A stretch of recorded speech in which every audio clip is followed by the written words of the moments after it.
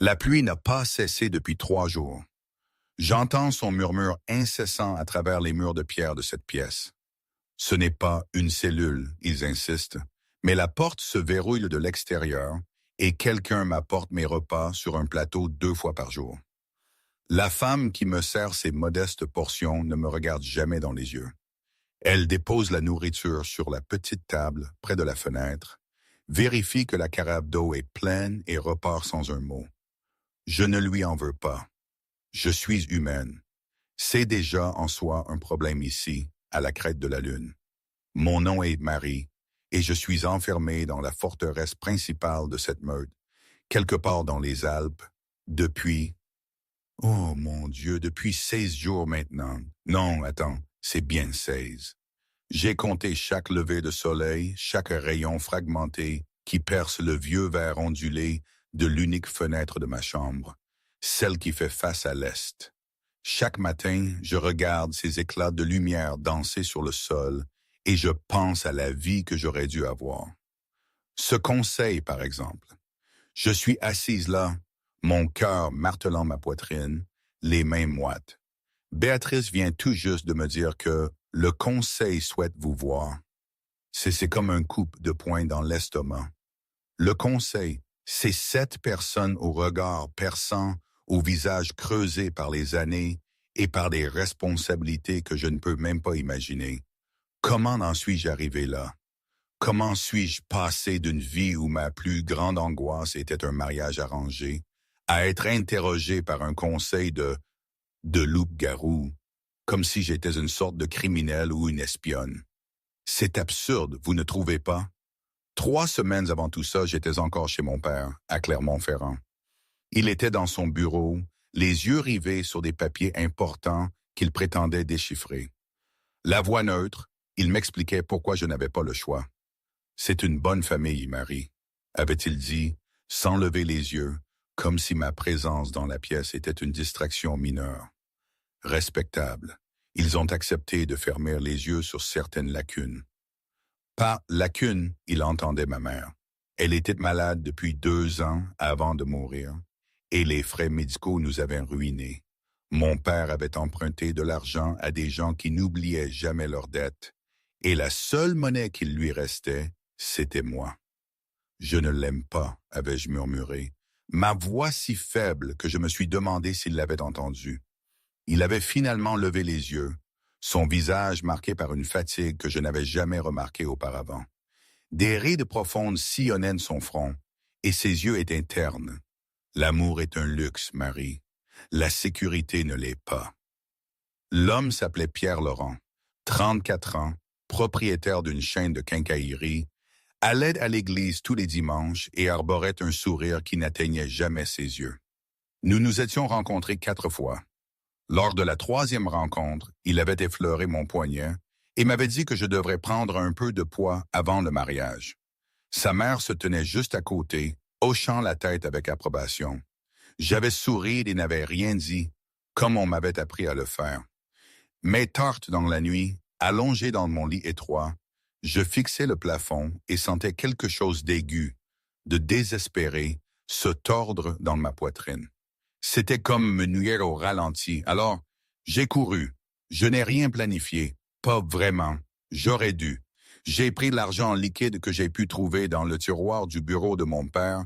J'ai fait un petit sac à dos et je suis parti par la porte de derrière 2 heures avant l'aube, le jour même de ce qui devait être mon mariage. J'ai marché jusqu'à la gare routière, acheté un billet pour la destination la plus lointaine que je pouvais me permettre, direction l'Est, je crois. Je ne savais pas où j'allais. Je savais juste que je ne pouvais pas rester. Maintenant, la porte s'ouvre sans prévenir. Je suis assise sur le bord du lit, toujours vêtue des mêmes vêtements avec lesquels je suis arrivé. Un jean un peu usé, un pull trop fin pour le climat de la montagne, des chaussures en toile qui tombent en morceaux. La femme qui entre n'est pas celle qui m'apporte habituellement ma nourriture. Elle est plus grande, plus âgée, les cheveux foncés tirés en une tresse, et des yeux qui m'évaluent comme on évalue un cheval qu'on envisage d'acheter. Elle porte une veste vert foncé, avec une sorte d'emblème cousu sur l'épaule. même si je ne distingue pas les détails d'où je suis assise. Vous êtes Marie, dit-elle. Ce n'est pas une question. Oui. Je suis Béatrice, je gère les archives de cette meute. Elle entre, refermant la porte derrière elle. Dans ses mains, elle tient un carnet relié en cuir, usé sur les bords. J'ai quelques questions à vous poser. J'acquiesce, ma gorge serrée. Chaque conversation ici ressemble à un examen pour lequel je n'ai pas étudié. Béatrice tire la chaise de la table et s'assied, posant le carnet avec précaution. Elle l'ouvre à une page déjà marquée d'un ruban. Son écriture couvre le papier de lignes nettes et compactes. Vous avez été trouvé à la frontière nord, dit-elle en lisant. Seul, désorienté, vous avez affirmé fuir un mariage arrangé. Est-ce exact? Oui. Et vous n'aviez aucune idée que vous entriez sur le territoire de la meute. Je ne savais même pas que les territoires de meute étaient réels, dis-je. Les mots sonnent absurdes, même en les prononçant. 2 semaines plus tôt, je pensais que les loups-garous étaient des histoires, des mythes, le genre de choses que l'on voyait dans de mauvais films. Maintenant, je suis assise dans une forteresse entourée d'eux. Et chaque fois que j'entends des pas dans le couloir, je me demande si c'est le jour où ils décideront que je suis trop risqué pour rester en vie. Béatrice prend une note dans son carnet. Vous savez que les humains ne sont généralement pas autorisés à l'intérieur de nos frontières. On me l'a dit. Et vous comprenez que votre présence ici a créé une situation compliquée. J'ai failli rire, mais je ne pense pas qu'elle aurait apprécié. Je n'avais pas l'intention de compliquer quoi que ce soit. J'avais juste besoin de m'échapper. Elle lève les yeux alors, et pour la première fois, son expression s'adoucit légèrement. Du mariage, de tout, dis-je, et je suis surprise de la vérité contenue dans ces 2 mots. Béatrice referme le carnet. Elle reste silencieuse un instant, m'étudiant. Le roi Alpha veut vous voir, dit-elle finalement. Mon estomac se contracte. J'ai entendu des gens le mentionner, le roi Alpha, mais toujours sur des tons qui suggéraient qu'on ne le questionnait pas, qu'on ne le dérangeait pas, qu'on n'existait pas dans sa conscience à moins que ce ne soit absolument nécessaire. J'étais ici depuis 16 jours et je ne l'avais jamais vu. Pourquoi? Demandai-je. Parce que vous êtes humaine, parce que vous êtes apparue à notre frontière sans explication, parce... Elle s'arrête, reconsidère. Parce qu'il doit décider quoi faire de vous. La pluie tombe toujours dehors. Je l'entends contre la vitre, implacable. Quand? Demandai-je. Maintenant. Avant ça, avant que le bus ne tombe en panne, 6 heures après le début du voyage. Nous étions quelque part dans les montagnes, en direction des Alpes, entourés d'arbres si denses qu'ils masquaient la majeure partie du ciel. Le chauffeur avait dit qu'il faudrait au moins 3 heures pour qu'un remplacement n'arrive, peut-être plus. La plupart des passagers sont restés dans le bus grognant. Je suis descendu.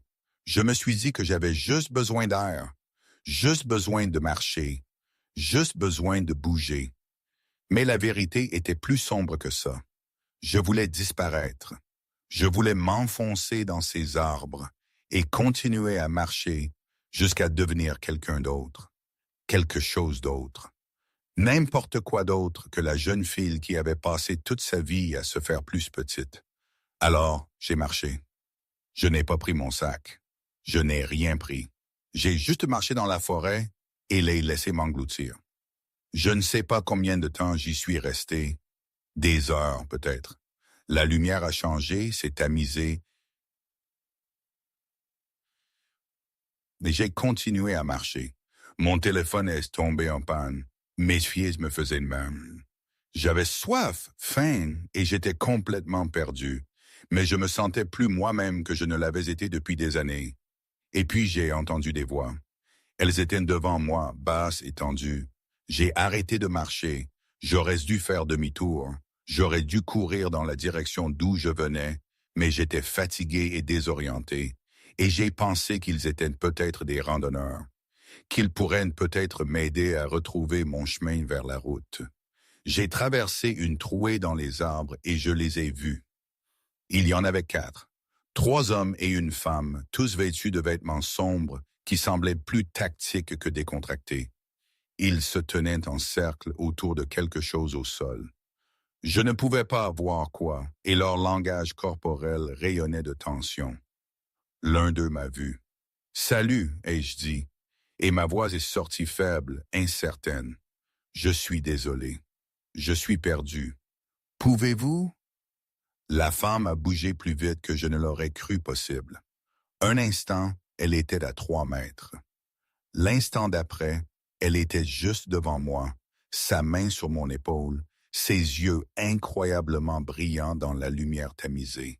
« Humaine », dit-elle, et le mot sonnait comme une malédiction. C'est à ce moment-là que tout a commencé à s'effondrer. Moment, ici je dois faire une courte pause. Toute cette histoire avec le roi Alpha et cette meute, c'est complètement dingue, non? Dans ma vie d'avant, si quelqu'un m'avait raconté ça, j'aurais ri. J'aurais pensé à ces vieux films d'horreur mal faits avec des effets spéciaux de pacotille et des scénarios improbables. Le genre de choses qu'on regardait entre amis, en se moquant avant de se coucher dans la sécurité d'un monde où la seule chose à craindre était le bulletin météo du lendemain. Et pourtant, me voilà, piégé au milieu de tout ça, entre des murs de pierre et des secrets anciens, à être la complication de gens dont l'existence même défie toute logique. C'est à la fois terrifiant et bizarrement réel. Tellement réel que ça en fait mal physiquement, vous comprenez? C'est comme si le monde que je connaissais s'était brisé en 1000 morceaux et que la réalité que je tente d'assembler maintenant est faite d'éclats tranchants et incompréhensibles. Personne ne m'aurait cru. Jamais. Pas même moi avant. Je suppose que c'est ça, la vraie solitude. Être témoin de l'impossible. Sans personne pour confirmer que ça existe vraiment. Mais bon, revenons à nos moutons, ou plutôt à nos loups. Béatrice me guide maintenant à travers des couloirs que je n'ai jamais vus. La forteresse est plus grande que je ne l'avais imaginé. Un complexe tentaculaire de pierre et de bois qui semble à la fois antique et habité.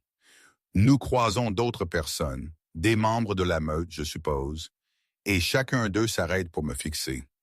Certaines de leurs expressions sont curieuses, d'autres sont hostiles.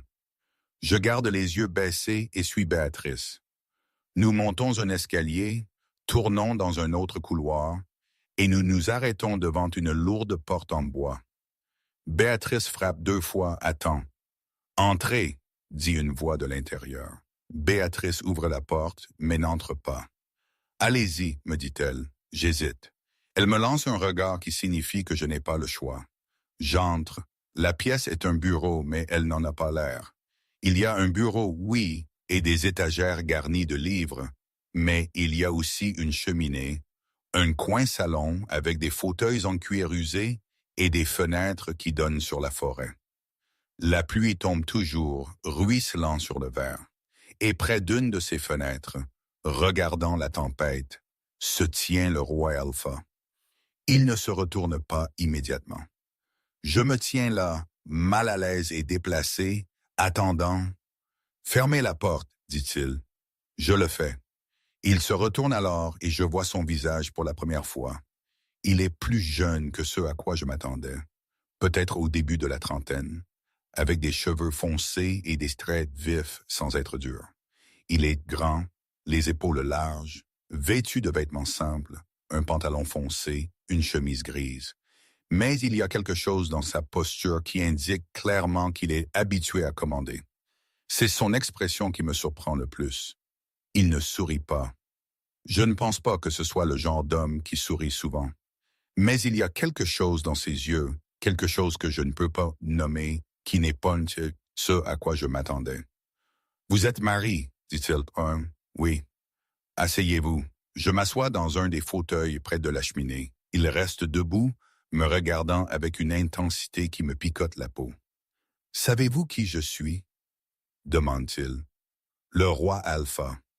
Mon nom est Julien Moreau. » Il s'éloigne de la fenêtre, se rapprochant de l'endroit où je suis assise. « Et vous avez créé un problème important. » J'avale difficilement. Je ne l'ai pas voulu. L'intention ne change pas la conséquence. Sa voix est égale, contrôlée. Vous êtes humaine, Sin. Vous avez traversé notre territoire sans permission. Vous avez vu des choses que les humains ne sont pas censés voir. Comprenez-vous la position dans laquelle cela me met? Je crois que oui. Je ne crois pas. Il est assez proche maintenant pour que je doive incliner la tête en arrière pour le regarder. J'ai un conseil qui veut vous voir partir. J'ai des membres de la meute qui vous voient comme une menace. J'ai des lois très claires sur ce qui arrive quand un humain franchit nos limites. Alors pourquoi suis-je encore en vie? La question sort avant que je ne puisse l'arrêter. Pour la première fois, quelque chose bouge dans son expression. Ce n'est pas tout à fait un sourire. Il ne sourit toujours pas, mais c'est proche. Parce que je n'ai pas encore décidé, dit-il. La pluie continue de tomber, le feu crépite dans l'âtre et je suis assise là, regardant le roi Alpha qui tient ma vie entre ses mains, et je réalise que fuir une cage m'a peut-être fait atterrir dans une autre. Mais celle-ci me semble étrangement différente. Avant, la femme aux yeux incroyablement brillants n'avait pas lâché mon épaule. « Qu'est-ce qu'on fait d'elle ?» avait demandé l'un des hommes. Il était plus jeune que les autres, peut-être au milieu de la vingtaine, avec des cheveux roux et une énergie nerveuse qui le faisait bouger constamment. « On l'emmène à la forteresse, avait dit la femme. Le roi décidera. »« C'est 3 heures de marche, avait dit un autre homme. Il était plus âgé, grisonnant, avec une cicatrice qui barrait le côté gauche de son visage. « Elle va nous ralentir. Alors, elle devra suivre. » Il ne m'avait pas demandé si je voulais y aller. Il ne m'avait pas expliqué ce qui se passait. La femme, Sophie, avais-je appris plus tard, avait juste commencé à marcher et les autres s'étaient mis en formation autour de moi. J'étais au centre d'une cage mouvante. J'avais d'abord essayé de poser des questions. Où allons-nous? Qu'est-ce qui se passe? Quelqu'un peut-il me dire ce qui se passe, s'il vous plaît?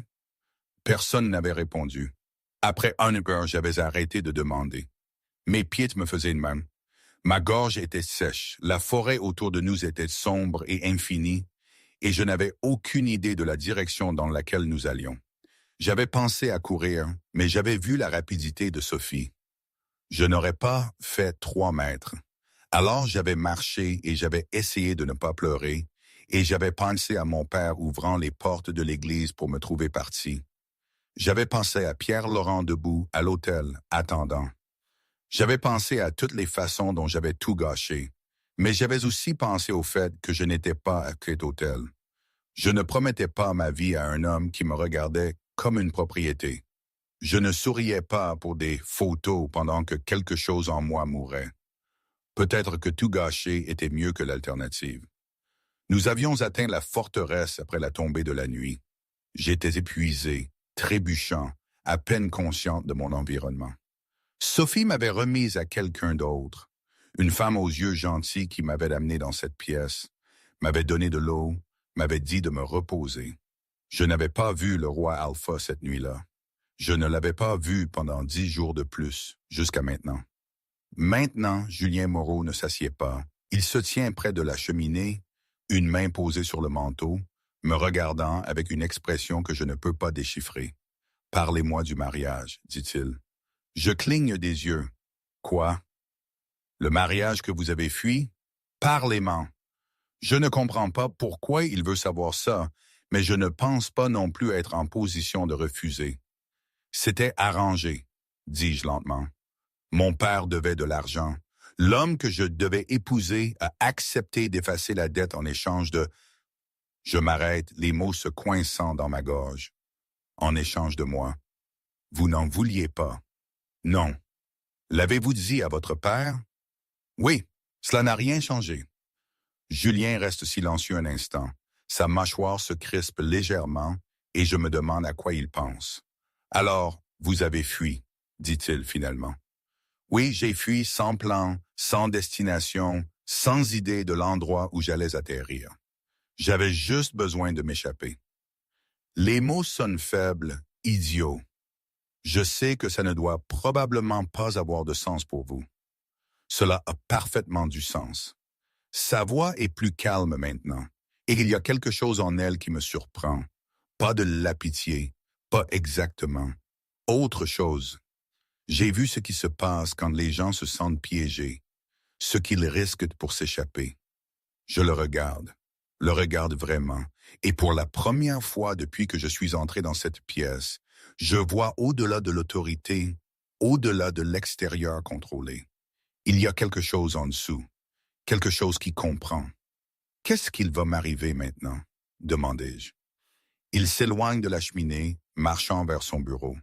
Il prend un carnet relié en cuir, similaire à celui que Béatrice portait, et l'ouvre.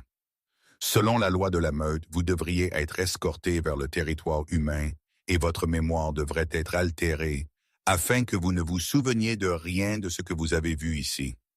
Ma poitrine se serre. Altérée. Nous avons des moyens de faire oublier les humains. Ce n'est pas agréable, mais c'est efficace.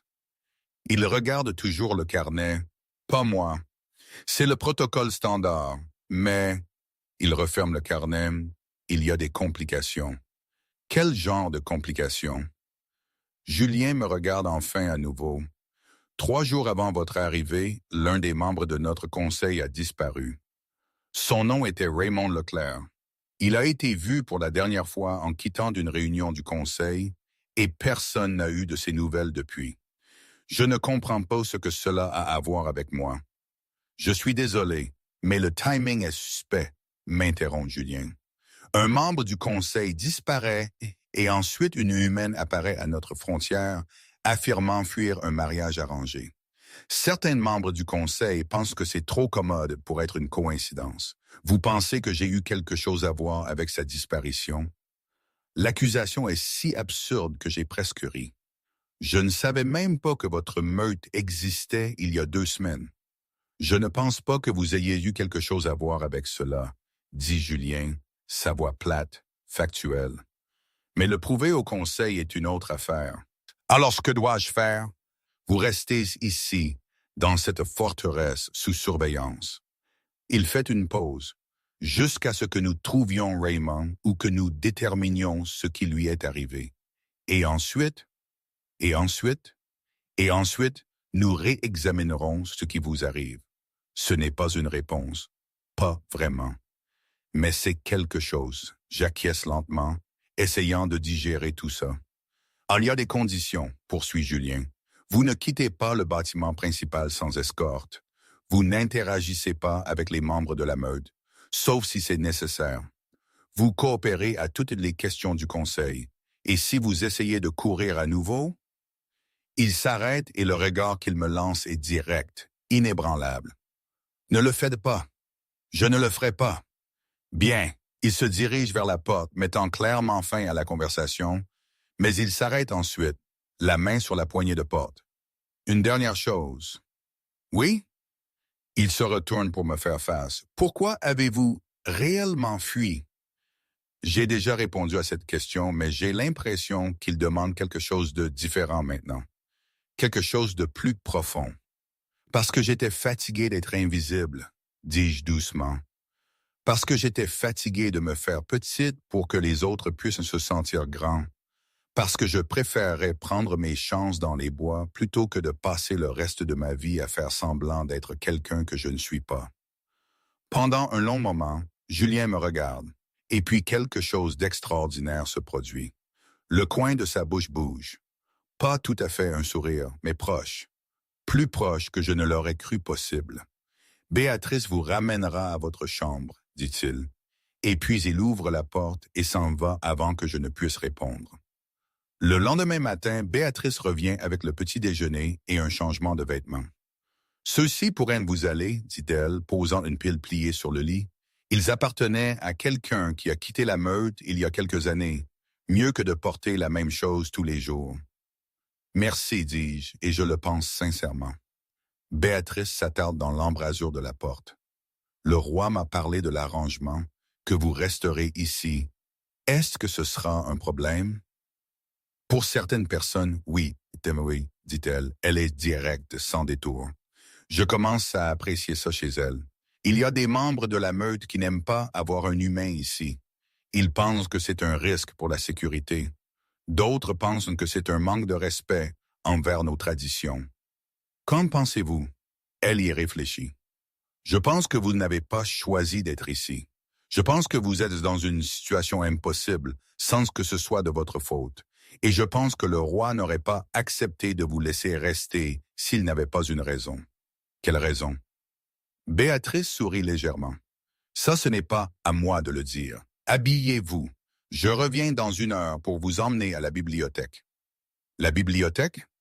Si vous devez rester ici un moment, autant avoir quelque chose à faire à part regarder les murs. La bibliothèque est au 2e étage de la forteresse, nichée dans un coin qui surplombe la forêt. Elle est plus petite que je ne l'espérais, mais bien entretenue avec des étagères qui s'étirent du sol au plafond et une collection qui semble s'étendre sur des décennies, peut-être des siècles. Béatrice me laisse là avec l'instruction de ne pas bouger. Quelqu'un viendra vous chercher pour le déjeuner, dit-elle. Je suis seul pendant peut-être 10 minutes avant d'entendre des pas. Un homme entre, fin de la quarantaine peut-être, avec des cheveux gris argentés et une allure qui suggère l'autorité.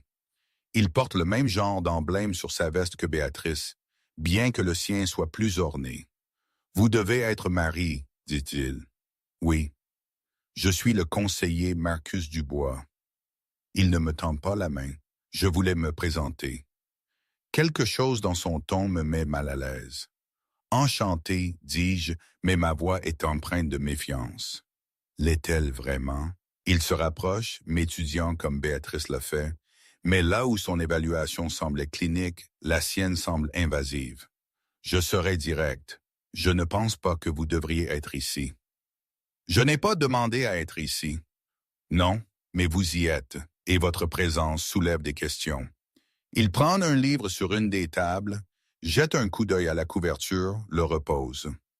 Raymond Leclerc et moi avons siégé au conseil ensemble pendant 15 ans. C'était un homme bien, dévoué à cette meute, et maintenant il est parti et vous apparaissez. Pardonnez-moi si je trouve cela troublant. Je n'ai rien eu à voir avec sa disparition. C'est ce que vous dites. Marcus se tourne complètement vers moi. Mais vous comprendrez si je réserve mon jugement jusqu'à ce que nous en sachions plus. Le roi a dit, le roi est jeune, Marcus.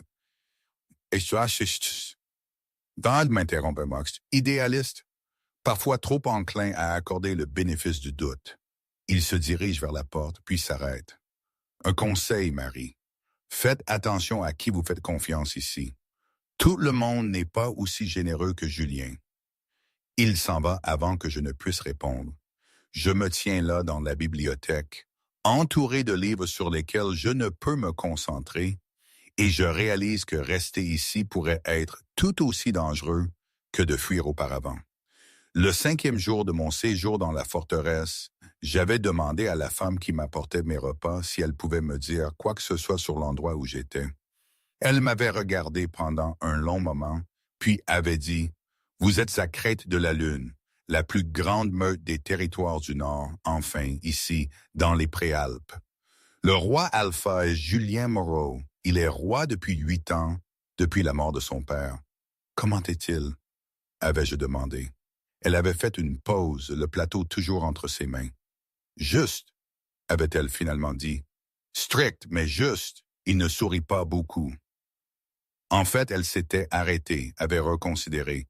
Il ne sourit pas du tout, pas depuis qu'il est devenu roi. Pourquoi pas? Ce n'est pas mon histoire à raconter. Elle avait déposé le plateau. Mais je dirais ceci, il n'est pas comme l'était son père, et c'est une bonne chose. Elle était partie avant que je ne puisse demander ce qu'elle voulait dire. Cette nuit-là, je suis couché, écoutant la pluie et pensant à Julien Moreau, à la façon dont il m'avait regardé quand j'avais expliqué pourquoi j'avais fui, au quasi-sourire qui avait traversé son visage, au fait qu'apparemment, il ne sourit jamais. Je pense à l'avertissement de Marcus Dubois, à la disparition de Raymond Leclerc, au fait que je suis prise au milieu de quelque chose que je ne comprends pas. Et je pense au carnet que Béatrice porte, celui que Julien avait sur son bureau, les archives de la meute, Les choses que les gens ne disent pas à voix haute, mais qu'ils écrivent quand même. Je ne dors pas bien. La réunion du conseil a lieu le 16e jour de mon séjour dans la forteresse. Je ne suis pas invité, bien sûr. Je ne suis pas censé savoir que ça a lieu du tout, mais j'entends Béatrice le mentionner à l'un des gardes devant ma porte, et j'en déduis suffisamment pour comprendre qu'ils discutent de la disparition de Raymond Leclerc et de moi. Je passe tout l'après-midi à faire les 100 pas dans ma chambre, imaginant ce qu'ils disent, imaginant les votes qui sont exprimés sur mon sort. Quand Béatrice vient enfin me chercher juste avant le coucher du soleil, son expression est soigneusement neutre. « Le conseil veut vous voir, dit-elle. » Mon estomac se tord. Maintenant, tout de suite. Elle me conduit dans des couloirs que je commence à reconnaître, mais au lieu d'aller au bureau de Julien, nous descendons un escalier que je n'avais jamais vu auparavant. L'air devient plus frais. Les murs sont plus anciens ici, en pierre brute et au lieu du bois fini des étages supérieurs. Nous nous arrêtons devant une double porte. Béatrice frappe une fois, puis les pousse. La pièce à l'intérieur est circulaire, avec un plafond en dôme et un cercle de chaises disposées en demi-cercle. 7 personnes sont assises sur ces chaises.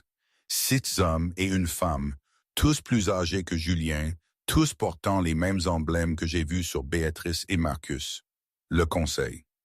Julien se tient à part, près du mur du fond. Son expression est illisible. « Entrez, mademoiselle Marie, dit la femme. Sa voix est ferme mais pas méchante. Elle a la soixantaine, je dirais, avec des cheveux gris-fer et des yeux vifs.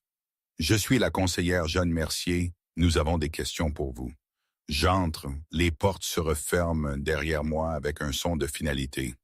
Veuillez vous tenir là. Jeanne indique un endroit au centre de la pièce, directement face au conseil. Je m'y dirige, très consciente que tous les yeux sont sur moi. Marcus Dubois est assis à 2 chaises à gauche de Jeanne. Il me regarde avec la même intensité invasive que dans la bibliothèque. « Mademoiselle Marie, commence Jeanne, vous êtes avec nous depuis plus de 2 semaines maintenant. Pendant ce temps, nous avons enquêté sur la disparition du conseiller Raymond Leclerc. Je suis sûr que vous comprenez pourquoi votre arrivée si proche de sa disparition a soulevé des inquiétudes. Je le comprends, dis-je, gardant ma voix stable. Mais je n'ai rien eu à voir avec cela. C'est ce que vous avez dit, ceci vient de Marcus, mais vous nous pardonnerez si nous avons besoin de plus que votre parole. Que voulez-vous que je dise?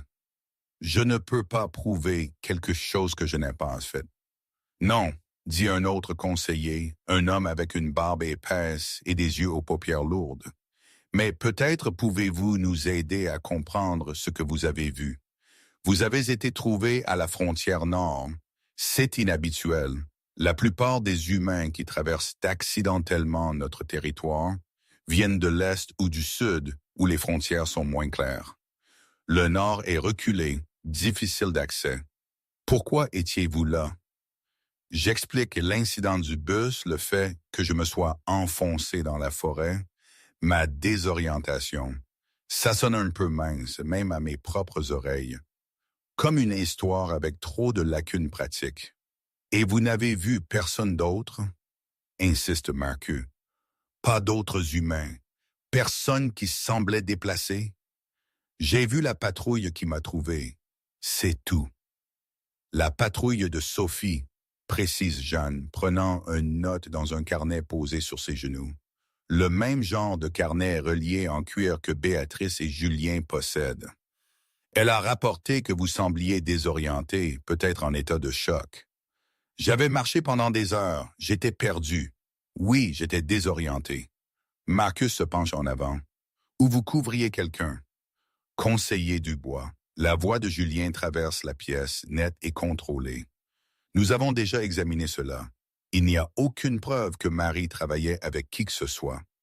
Il n'y a aucune preuve qu'elle ne le faisait pas, rétorque Marcus. Et la disparition de Raymond n'a rien à voir avec elle, dit Julien. Et il y a de l'acier dans sa voix maintenant. Nous avons enquêté sur toutes les connexions possibles. Il n'y en a pas. Alors, où est Raymond? Marcus se lève, sa chaise raclant le sol en pierre. Un membre du conseil ne disparaît pas simplement. Et le timing est malheureux, interrompt Jeanne, sa voix assez ferme pour faire taire les deux hommes. Mais ce n'est pas une preuve de conspiration. Elle me regarde. Mademoiselle Marie, je veux vous demander quelque chose directement. Quelqu'un vous a-t-il approché avant que vous n'entriez sur notre territoire? Quelqu'un vous a-t-il donné des instructions? Vous a-t-il demandé de livrer un message? Vous a-t-il offert de l'argent pour faire quelque chose d'inhabituel? Non, j'étais seul. Et vous n'aviez aucune connaissance des loups-garous avant de traverser notre frontière?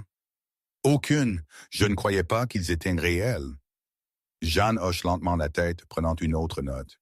Le silence qui suit est lourd, délibéré. Finalement, elle reprend la parole. Merci, mademoiselle Marie. Vous pouvez retourner dans votre chambre. Béatrice vous accompagnera. Je jette un coup d'œil à Julien. Il se tient toujours près du mur, son expression inchangée, mais quelque chose dans sa posture a bougé. De la tension peut-être, ou de l'inquiétude. Béatrice apparaît à mon coude, me guidant vers les portes. En sortant, j'entends Marcus dire « Ce n'est pas fini ». De retour dans ma chambre, je ne peux pas rester assise. Je rejoue sans cesse la réunion, les accusations de Marcus, la façon dont Julien m'avait défendu. Je le connais d'à peine. Nous nous sommes parlé 2 fois. Pourquoi prendrait-il mon parti contre son propre conseiller? La pluie a enfin cessé. Par la fenêtre, je vois la forêt sous un ciel gris. Les arbres sont sombres et dégoulinants. On frappe à ma porte. Je m'attends à Béatrice. Mais quand j'ouvre, c'est Julien qui est là. « Puis-je entrer ?» demande-t-il. Je m'écarte. Il entre, refermant la porte derrière lui. Pendant un instant, il reste là, et je réalise qu'il a l'air fatigué. Pas physiquement. Il a toujours cette aura de force contrôlée, mais il y a quelque chose dans ses yeux qui n'était pas là avant. « Je voulais m'excuser, » dit-il. Pour Marcus, il est tenace. Il pense que je mens. Il pense que tout le monde ment. C'est sa nature. Julien se dirige vers la fenêtre, regardant la forêt. La disparition de Raymond met tout le monde à crâne. Marcus et Raymond étaient amis, des amis proches. Il prend ça personnellement. Pensez-vous que Raymond est toujours en vie? Je ne sais pas. L'honnêteté dans sa voix me surprend. Nous avons fouillé tout le territoire. Pas de corps, pas de signe de lutte, pas d'indication de l'endroit où il est allé ou pourquoi. C'est comme s'il avait simplement cessé d'exister. Ça doit être terrifiant pour la meute. Je veux dire, Julien me jette un coup d'œil. Ça l'est. Les membres du conseil ne disparaissent pas. Nous avons des protocoles, des mesures de sécurité. Le fait que Raymond ait pu disparaître sans laisser de traces, il s'interrompt. Ça suggère que quelque chose ne va pas du tout. Je m'assois sur le bord du lit, soudain épuisé, et il pense que je suis lié à ça. Certains le pensent, pas tous. Ils se tournent pour me faire face. Pas moi. Pourquoi pas? Il reste silencieux un instant, réfléchissant. Parce que j'ai passé 8 ans à apprendre à lire les gens, à voir quand quelqu'un cache quelque chose, quand il ment, quand il est dangereux. Vous n'êtes aucune de ces choses. Vous me connaissez à peine. Je sais suffisamment. Il fait une pause. Vous avez fui une vie que vous n'aviez pas choisie. Vous vous êtes retrouvé quelque part où vous n'aviez pas prévu d'être. Vous avez peur, mais vous ne cédez pas. Cela me dit plus que vous ne le réalisez. Quelque chose dans ma poitrine se serre. Qu'est-ce qui se passe maintenant? Après la réunion du conseil, ils continueront l'enquête. Ils continueront à vous surveiller. Mais Jeanne est juste et la plupart du conseil suivra son exemple. Tant qu'il n'y aura aucune preuve vous reliant à Raymond, vous serez en sécurité. Et s'ils trouvent des preuves? L'expression de Julien se durcit légèrement. Ils n'en trouveront pas parce qu'il n'y en a pas. Il le dit avec une telle certitude que je le crois presque. Avant, dans le bus, avant qu'il ne tombe en panne, j'étais assise à côté d'une femme d'une 60aine d'années qui avait passé la première heure entière à me parler de ses petits-enfants. 4 d'entre eux, tous âgés de moins de 10 ans, tous apparemment brillants et talentueux au-delà de toute mesure. Avez-vous des enfants? M'avait-elle finalement demandé. Non, je me marie aujourd'hui en fait. Son visage s'était illuminé. Comme c'est merveilleux. Votre mari doit être si excité. J'avais souri et n'avais rien dit. Le mensonge m'avait semblé plus facile que la vérité. La femme m'avait tapoté la main. Le mariage est un travail, ma chère, mais c'est un bon travail. N'oubliez pas, vous ne pouvez pas changer les gens. Vous ne pouvez que changer la façon dont vous réagissez à eux. J'avais hoché la tête, souriant toujours, et j'avais pensé à quel point j'étais fatigué de me changer moi-même pour s'adapter au confort des autres. 2 jours après la réunion du conseil, Béatrice m'apporte le petit déjeuner et des nouvelles. Ils ont trouvé quelque chose, dit-elle, posant le plateau. Un morceau de la veste de Raymond près de la frontière ouest, à environ 25 kilomètres de l'endroit où vous avez été trouvé. Mon pouls s'accélère. Qu'est-ce que cela signifie? Cela signifie qu'il a quitté le territoire ou que quelqu'un l'a emmené en dehors. Béatrice s'assied sur la chaise près de la table, chose qu'elle n'avait jamais faite auparavant. Ça change les choses. Si Raymond est parti de son plein gré, ce n'est pas une violation de la sécurité, c'est une désertion. Et si quelqu'un l'a emmené, alors nous avons un problème différent. Elle est silencieuse un instant. Dans tous les cas, cela vous retire de tout soupçon. Vous n'étiez nulle part près de la frontière ouest. Un soulagement m'envahit. Donc, je suis disculpé? Essentiellement, le conseil fera une annonce officielle demain. Béatrice se lève, lissant sa veste. Félicitations. Vous pouvez rester dans les limbes un peu plus longtemps. Ce n'est pas vraiment une célébration, mais c'est déjà ça. Après qu'elle soit partie, je me permets enfin de respirer. Cet après-midi-là, quelqu'un frappe à ma porte. Quand j'ouvre, une jeune femme est là.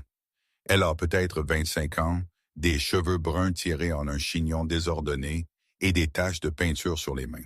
« Salut, dit-elle, je suis Sophie. Je travaille à l'atelier d'art.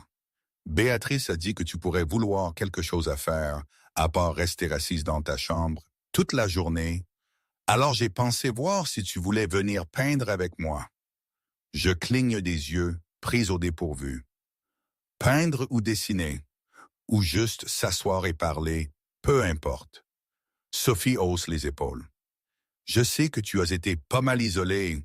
J'ai pensé que tu aimerais peut-être de la compagnie. C'est la première fois que quelqu'un ici m'offre quelque chose sans arrière-pensée. J'ai presque pleuré. J'aimerais bien, dis-je. Sophie sourit. Super. Prendre une veste. Le studio est dans l'aile nord. Pendant que nous marchons à travers la forteresse, Sophie maintient un flux constant de conversation. Elle me parle de la meute, de la hiérarchie, des gens que je devrais éviter. Marcus Dubois est en haut de cette liste, et les gens qui sont corrects. « Et le roi? » demandai-je. L'expression de Sophie change, devenant plus pensive. « Julien, il est compliqué. Il a pris le relais jeune. Son père est mort quand Julien avait 24 ans. Crise cardiaque. Complètement inattendue. Julien n'était pas préparé, et je pense qu'il a passé les 8 dernières années à essayer de prouver qu'il mérite sa position. Est-ce qu'il la mérite? La plupart des gens le pensent. Il est plus strict que son père ne l'était, mais il est aussi plus juste. Il ne fait pas de favoritisme, n'abuse pas de son pouvoir. Sophie me jette un coup d'œil. Il ne laisse personne s'approcher non plus. Il garde tout le monde à distance. Je ne l'ai jamais vu avec une partenaire, jamais vu baisser sa garde. C'est comme s'il pensait qu'être roi signifie être seul. Nous atteignons le studio, un espace lumineux et ouvert, rempli de lumière naturelle et de l'odeur de la peinture et de la térébenthine. Sophie me tend une toile et des pinceaux. « Pourquoi es-tu gentil avec moi? » demandai-je doucement. Sophie fait une pause, réfléchissant. « Parce que je me souviens ce que ça fait de sentir qu'on appartient à nulle part. Et parce que je pense que tout le monde mérite au moins un ami dans un endroit comme celui-ci. Je ne peins rien de cohérent cet après-midi-là. Juste des couleurs, des formes, la représentation abstraite de tout ce que je ne peux pas exprimer avec des mots. Mais pour la première fois depuis mon arrivée ici, je ne me sens pas complètement seul. L'annonce officielle a lieu le lendemain matin dans le grand hall. Je ne suis pas obligé d'y assister, mais Béatrice suggère que je devrais. C'est mieux s'il te voit, dit-elle. Mieux si tu ne te caches pas. Alors, je me tiens à l'arrière de la salle, Sophie à mes côtés, et je regarde Jeanne Mercier s'adresser à la meute assemblée. Après une enquête approfondie, dit Jeanne, sa voix portant à travers l'espace, le Conseil a déterminé que l'humaine Marie n'a eu aucune implication dans la disparition du conseiller Raymond Leclerc. Les preuves suggèrent que Raymond ait quitté le territoire de la meute de son propre gré. Nous traitons cela comme une affaire de désertion, non comme une violation de la sécurité. Des murmures traversent la foule. Je vois Marcus Dubois se tenir près de l'avant, la mâchoire serrée, les bras croisés. Il n'a pas l'air satisfait. L'humaine restera sous la supervision du roi jusqu'à nouvel ordre, poursuit Jeanne. Elle doit être traitée comme une invitée, pas comme une prisonnière. Quiconque viole cette directive devra rendre des comptes au Conseil. La réunion se termine. Les gens sortent et plus d'un jette un coup d'œil dans ma direction. Certains regards sont curieux. D'autres restent hostiles, mais personne ne m'approche. Sophie me donne un coup de coude. Tu vois? Pas si mal. Marcus n'a pas l'air content. Marcus n'est jamais content. Ignore-le. Sophie commence à marcher vers la porte. Viens, je veux te montrer les jardins avant qu'il ne fasse nuit. Les jardins sont du côté est de la forteresse, abrités par des murs, mais ouverts sur le ciel. Même à la fin de l'automne, il y a encore des plantes qui poussent, des herbes surtout, et quelques fleurs tardives que je ne reconnais pas. Sophie me conduit à un banc près du centre. C'est mon endroit préféré, dit-elle. Calme, privé, bon pour réfléchir. Nous restons assises dans un silence confortable pendant un moment. L'air est froid, mais pas insupportable, et le ciel au-dessus est de cette nuance particulière de gris qui suggère que la neige arrive. Puis-je te demander quelque chose? Dis-je finalement. Bien sûr. Pourquoi Raymond est-il parti si c'est vraiment ce qui s'est passé? L'expression de Sophie devient réservée. Je ne sais pas. Personne ne sait. Raymond était difficile. Il était au conseil depuis des années, mais il devenait de plus en plus isolé. Certains disaient qu'il n'était pas d'accord avec le leadership de Julien.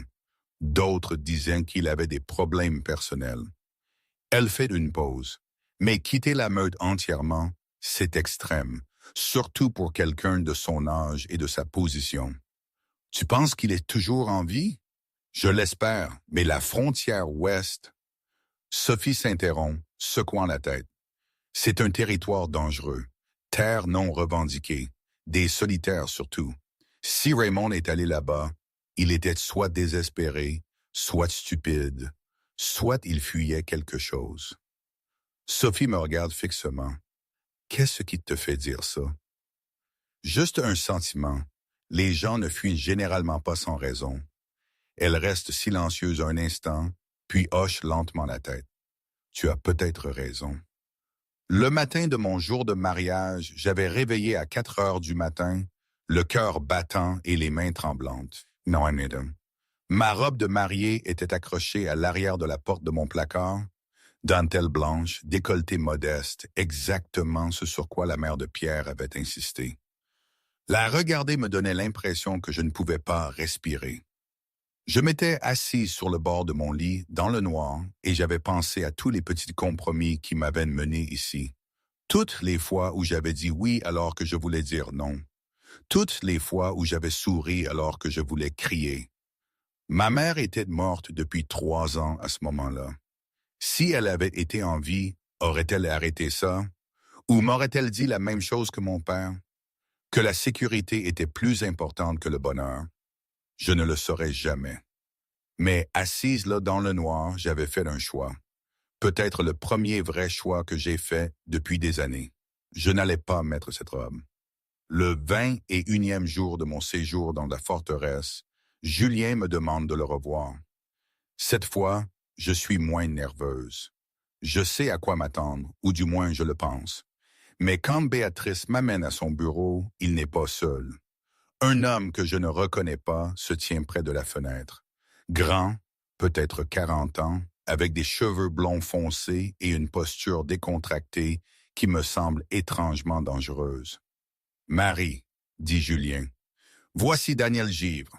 Il est l'alpha de la meute de la Rivière-des-Pins, à une centaine de kilomètres au sud d'ici. » Daniel se tourne et esquisse un léger sourire. Il n'atteint pas ses yeux. « Mademoiselle Marie, j'ai beaucoup entendu parler de vous. »« Rien de bon, j'en suis sûr, » dis-je avant de pouvoir me retenir. Le sourire de Daniel s'élargit. « Au contraire, Julien parle très bien de vous. » Je jette un coup d'œil à Julien. Son expression est illisible. Daniel est ici parce que nous avons travaillé ensemble sur l'enquête concernant la disparition de Raymond, explique Julien. Raymond avait des liens avec la Rivière-des-Pins. Nous pensions que Daniel pourrait avoir des informations. « Et en avez-vous » demandai-je à Daniel. « Un peu. Raymond a visité la Rivière-des-Pins 3 fois dans les mois précédant sa disparition. Toujours seul, toujours pour de courtes visites. » Daniel s'éloigne de la fenêtre, son regard m'évaluant d'une manière qui me picote la peau. Il semblait agité, stressé. J'ai demandé si tout allait bien, mais il n'a pas voulu me donner de détails. « A-t-il mentionné quoi que ce soit sur le fait de quitter Crête de la Lune » demande Julien. « Non, mais il a dit quelque chose d'étrange la dernière fois que je l'ai vu. » Daniel fait une pause. Il a dit que la meute était bâtie sur des secrets, que si les gens connaissaient la vérité, tout s'effondrerait. La pièce devient très silencieuse. « Quelle vérité ?» demandai-je. Il n'a pas voulu dire. J'ai supposé qu'il était dramatique. Raymond avait un penchant pour ça. Daniel hausse les épaules, mais étant donné ce qui s'est passé, peut-être était-il sérieux. La mâchoire de Julien se serre. S'il y a quelque chose dans les archives de la meute que Raymond connaissait, « J'ai parcouru les archives, » interrompt Daniel. « Avec votre permission, bien sûr, rien ne ressort. Mais encore une fois, si c'est un secret, ce ne serait pas dans les archives officielles. » Alors où serait-ce? Daniel me regarde et il y a quelque chose de calculateur dans son expression. C'est une excellente question. Je n'aime pas la façon dont il me regarde. Je n'aime pas la façon dont cette conversation se déroule. « Pourquoi suis-je ici ?» demandai-je. Je ne sais rien des secrets de la meute ou des archives ou de ce dont Raymond parlait. Non, Daniel est d'accord, mais vous êtes une étrangère. Parfois, les étrangers voient des choses que les membres ne peuvent pas ou ne veulent pas voir. C'est assez, dit Julien, et sa voix est devenue froide. Marie ne fait pas partie de cette enquête. N'est-ce pas? Daniel incline la tête. Elle est apparue juste au moment où Raymond a disparu. Elle est humaine, ce qui la rend neutre, et qu'elle vit ici parmi vous, voyant comment les choses fonctionnent. Peut-être qu'elle est exactement ce dont nous avons besoin. Ce n'est pas un outil, dit Julien d'un ton plat. Je ne suggère pas qu'elle l'est. Je suggère qu'elle pourrait aider. La tension dans la pièce est palpable. Je regarde entre eux, essayant de comprendre ce qui est vraiment dit. J'aiderai si je peux, dis-je doucement. Mais je ne sais pas ce que vous voulez que je fasse. L'expression de Daniel s'adoucit légèrement. Gardez juste les yeux ouverts. Si vous voyez quelque chose d'inhabituel, quelque chose qui ne correspond pas, dites-le à Julien. C'est tout. Ça ne ressemble pas à tout, mais j'acquiesce quand même. Après le départ de Daniel, Julien me demande de rester. Je suis désolé pour ça, dit-il une fois que nous sommes seuls. Daniel est bien intentionné, mais il peut être intense. Il est toujours comme ça, généralement. Julien s'assied sur le bord de son bureau, un rare moment d'informalité. Lui et moi travaillons ensemble depuis des années. Il est digne de confiance, mais il est aussi ambitieux. Parfois, ses méthodes me mettent en mal à l'aise. Comme utiliser des humains comme espions? La bouche de Julien tressaille, ce quasi-sourire encore. Comme ça, oui. Je me rapproche, enhardi par l'étrange intimité du moment. Qu'est-ce que Raymond voulait dire par secret? Je ne sais pas, et c'est ce qui me préoccupe. Julien reste silencieux un instant, puis me regarde directement. Cette meute est ici depuis plus de 200 ans. Ma famille la dirige depuis 5 générations. Il y a des traditions, des histoires, des décisions prises bien avant ma naissance. S'il y a quelque chose dans cette histoire que Raymond a découvert, quelque chose qui l'a fait partir, il s'interrompt. Je dois savoir ce que c'est. Pensez-vous que c'est dans les archives? Le carnet que vous regardiez tout à l'heure? Possiblement, mais ces archives remontent à des décennies. Il faudrait des mois pour les lire toutes. Il se lève, passant une main dans ses cheveux. Le premier geste vraiment frustré que je lui ai vu. Et je n'ai pas des mois. Le conseil est déjà instable. S'il y a un secret qui pourrait miner l'unité de la meute, je dois le trouver avant que quelqu'un d'autre ne le fasse. Une idée se forme. Et si je vous aidais? Julien me regarde fixement. Quoi? Je suis ici de toute façon. Je n'ai que du temps. Et comme Daniel l'a dit, je suis une étrangère. Peut-être que je verrai quelque chose que vous manqueriez parce que vous en êtes trop proche. Marie, je veux aider. Je l'interromps. Je veux faire quelque chose d'utile au lieu de simplement exister ici. Il m'étudie pendant un long moment. Cela signifierait passer du temps à parcourir de vieilles archives. Certaines sont fastidieuses, certaines sont dérangeantes. L'histoire de la meute n'est pas toujours agréable. Je comprends. Et si vous trouvez quelque chose, vous me l'apportez en premier. À personne d'autre. Bien sûr, Julien est silencieux, pesant cela. Finalement, il hoche la tête. Très bien, Béatrice vous installera dans la salle des archives demain. Mais Marie. Il se rapproche et soudain l'espace entre nous semble chargé. Si cela devient dangereux, si vous vous sentez menacé de quelque manière que ce soit, vous me le dites immédiatement. Compris. Compris. Cette nuit-là, allongé dans mon lit, je pense à l'étrangeté de ma vie. Il y a 3 semaines, je me préparais à un mariage que je ne voulais pas. Maintenant, je vis dans une meute de loups-garous, lit des siècles d'archives, aidant à enquêter sur une disparition qui peut ou non être liée à un secret profond.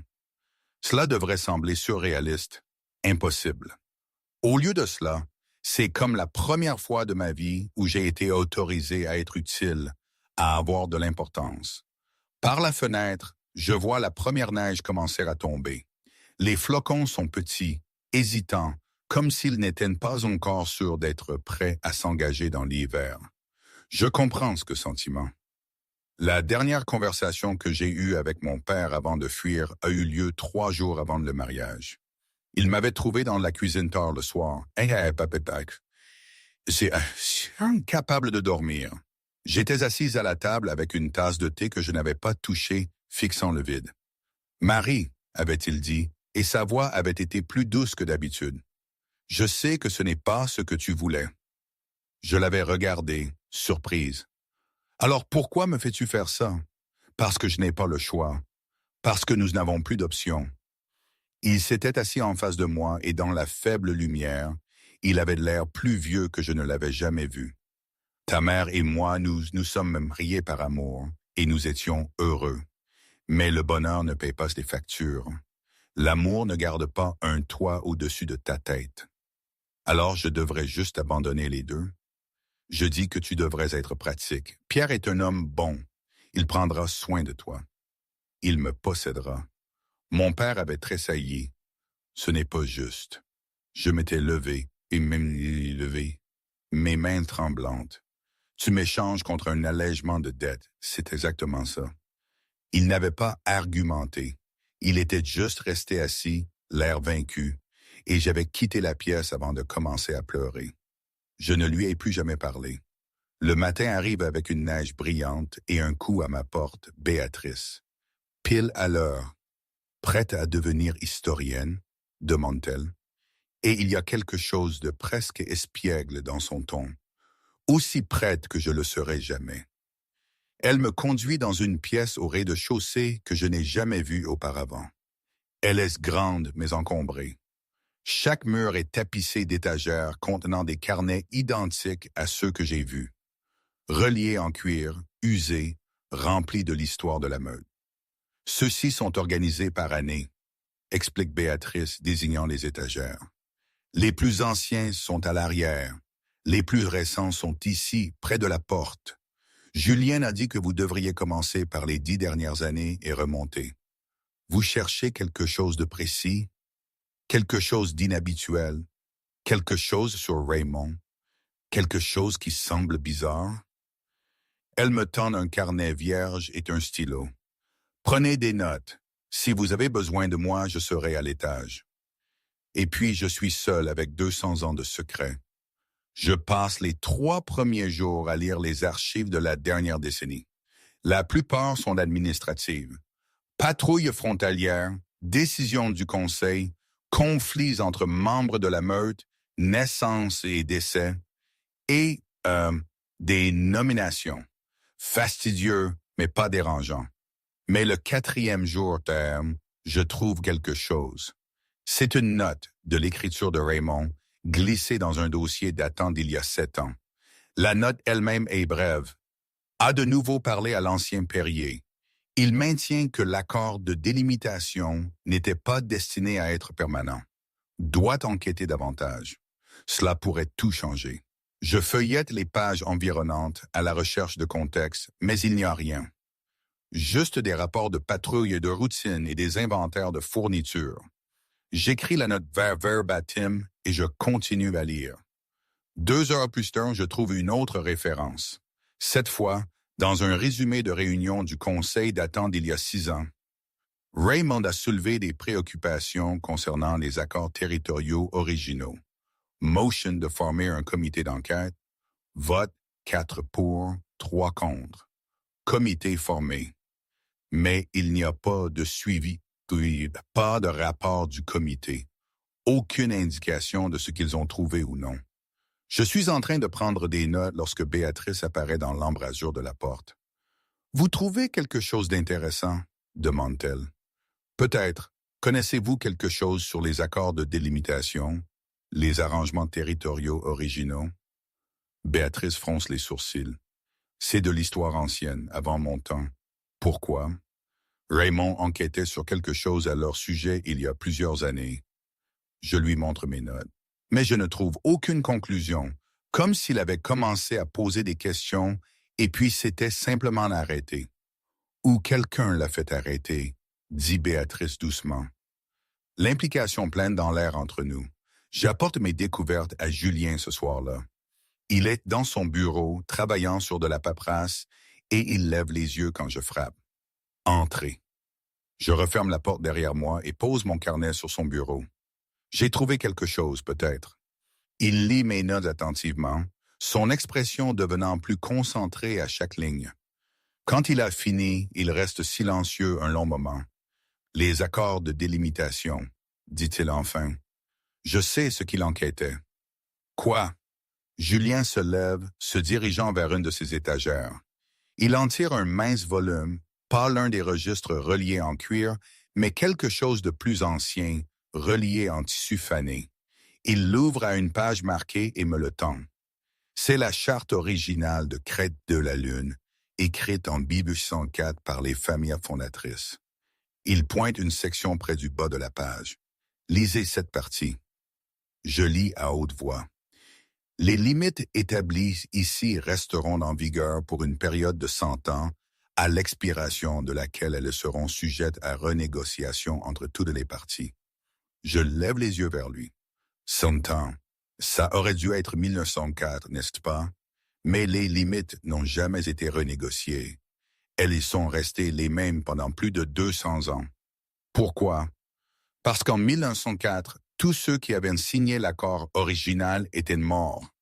Leurs descendants n'étaient pas au courant de la clause de renégociation ou ont choisi de l'ignorer. Julien reprend le livre, le refermant soigneusement. Raymond a découvert cela il y a environ 7 ans. Il voulait savoir si d'autres meutes connaissaient la clause, si elles honoraient un accord techniquement expiré et il s'interrompt. Et le Conseil a mis fin à son enquête, a dit que c'était trop dangereux, trop déstabilisant. Si d'autres meutes apprenaient que nos revendications territoriales étaient basées sur un accord expiré, il s'interrompt. Cela aurait pu déclencher une guerre. Je m'assois lentement, traitant cette information. Alors Raymond a arrêté d'enquêter. Il a dit qu'il l'avait fait, mais clairement non. Julien met le livre de côté. Il a dû continuer à creuser de son propre chef. Et s'il a trouvé quelque chose, s'il a découvert que nos frontières sont illégitimes, il aurait une raison de partir, je termine. Parce que rester signifierait être complice d'un mensonge. Julien hoche la tête d'un air sombre. Ou parce que dire la vérité détruirait la meute. Nous travaillons toute la nuit, parcourant les archives ensemble. Julien sait où chercher, quoi chercher. Nous trouvons d'autres références à l'enquête de Raymond, toutes soigneusement enfouies, faciles à manquer à moins de savoir ce que l'on cherche. À un moment donné, Sophie nous apporte de la nourriture.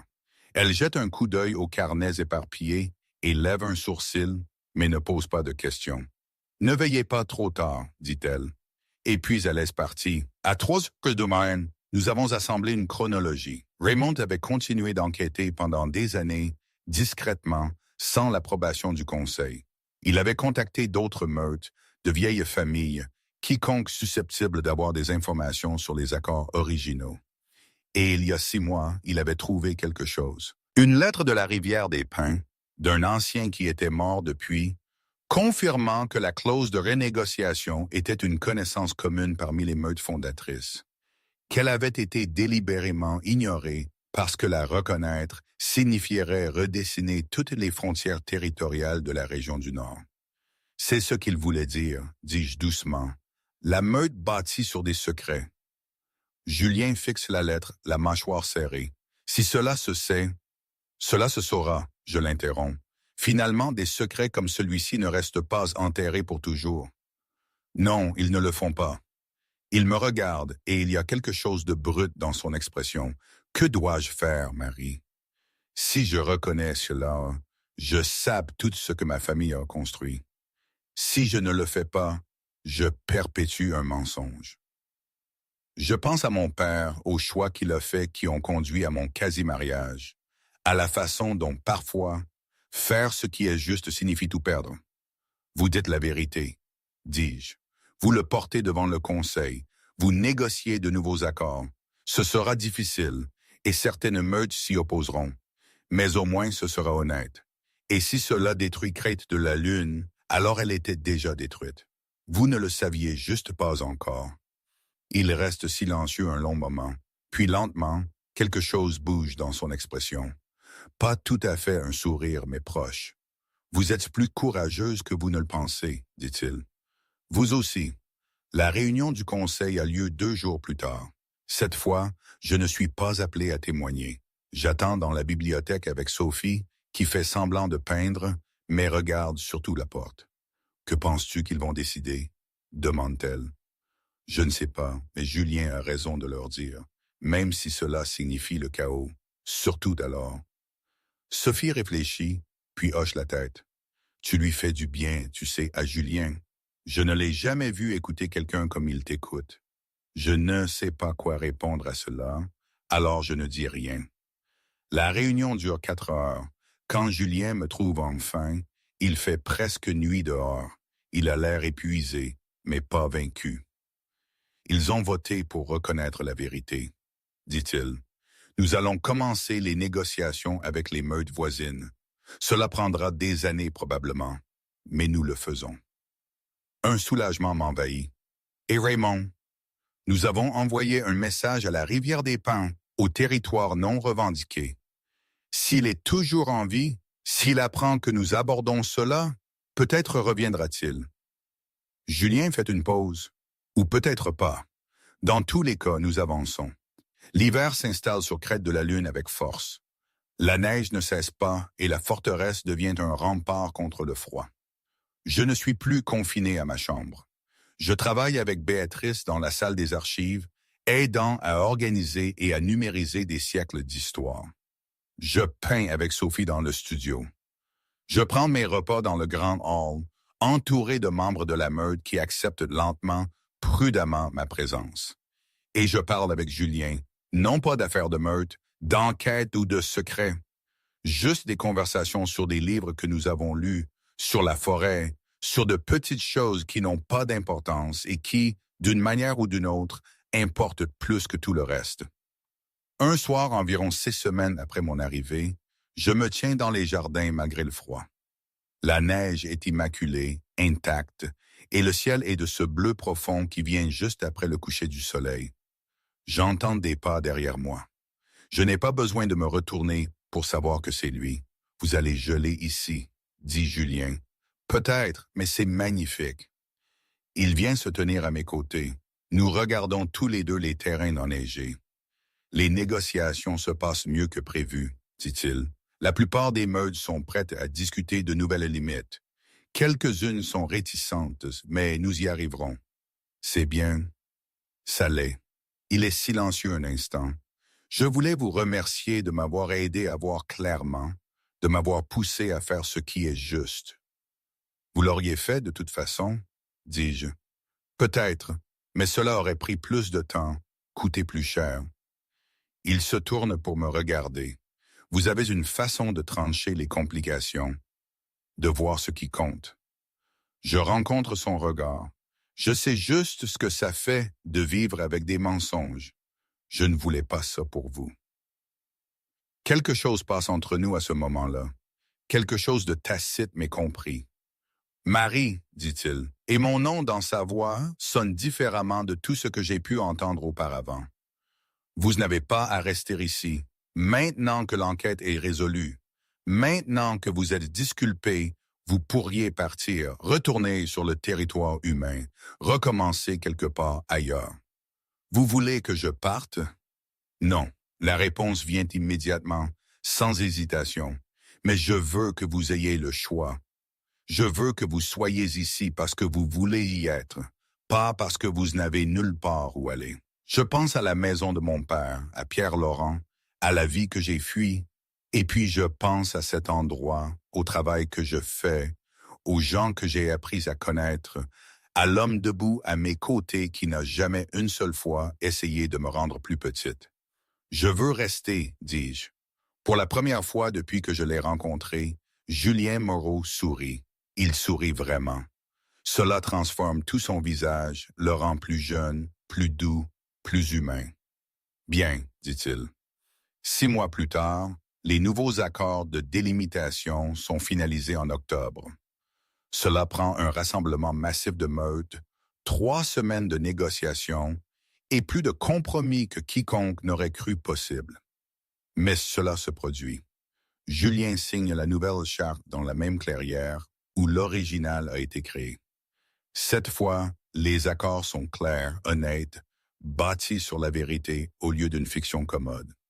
Je me tiens à ses côtés pendant qu'il signe, et quand il a fini, il tend la main vers la mienne, devant toute la meute, devant le conseil, devant les représentants d'une douzaine d'autres territoires. Personne ne le questionne. Plus tard, lors de la célébration dans le grand hall, Sophie me trouve près des fenêtres. « Tu as l'air heureuse, dit-elle. »« Je le suis. »« Bien, tu le mérites. » Elle fait une pause. « Vous deux le méritez. » Je regarde Julien à travers la pièce, parlant avec Jeanne et d'autres membres du conseil. Il est détendu d'une manière que je n'avais jamais vue auparavant. La tension qui le définissait autrefois s'est enfin apaisée. Il croise mon regard et sourit. « Je n'aurais jamais pensé que fuir me mènerait ici, » dis-je doucement. Sophie rit. Les meilleures choses de la vie sont généralement celles que l'on ne planifie pas. Elle a raison. Je suis venu ici en fuyant d'une cage. J'ai trouvé un autre genre de prison. Des murs et de la suspicion. Et une meute qui ne voulait pas de moi. Mais quelque part en chemin, la prison est devenue une maison. La suspicion est devenue confiance. La meute qui ne voulait pas de moi a appris à me voir non pas comme une menace, mais comme quelqu'un qui y avait sa place. Et l'homme qui ne souriait jamais a appris que parfois, laisser quelqu'un entrer ne vous rend pas plus faible. Cela vous rend entier. Tard cette nuit-là, après la fin de la célébration, et que la forteresse soit silencieuse, Julien et moi retournons dans les jardins. L'air est frais mais pas froid, et les étoiles sont incroyablement brillantes. « Le regrettez-vous parfois ?» demande-t-il. De ne pas vous être marié, d'avoir échoué ici? Je pense à Pierre Laurent, à mon père, à la vie que j'aurais dû avoir. Et puis je pense à tout ce que j'ai gagné à la place. Un but, une communauté, du respect, de l'amour. Non, dis-je, pas même un petit peu. Il me serre fort contre lui et je pose ma tête contre sa poitrine. Son rythme cardiaque est régulier, rassurant. Je suis content que vous ayez fui, dit-il doucement. Je suis content que vous ayez atterri ici. Je suis content que vous m'ayez vu. Je suis content que vous m'ayez laissé rester. Nous restons là, dans les jardins, entourés des fleurs printanières et des bruits silencieux de la forêt. Et je réalise que c'est à ça que ressemble un foyer. Non pas un endroit où l'on est piégé, mais un endroit où l'on est choisi, où l'on se choisit soi-même, où l'on est enfin complètement libre. Et pour la première fois de ma vie, je le suis. Cela ne veut pas dire que tout est parfait, que tout sera facile. Il y aura toujours des défis, des doutes, peut-être des regrets pour ce que j'ai laissé derrière moi. Mais ici, avec lui, avec cette meute imparfaite mais sincère, je me sens à ma place. Et c'est déjà beaucoup. C'est peut-être même tout ce dont j'ai toujours eu besoin.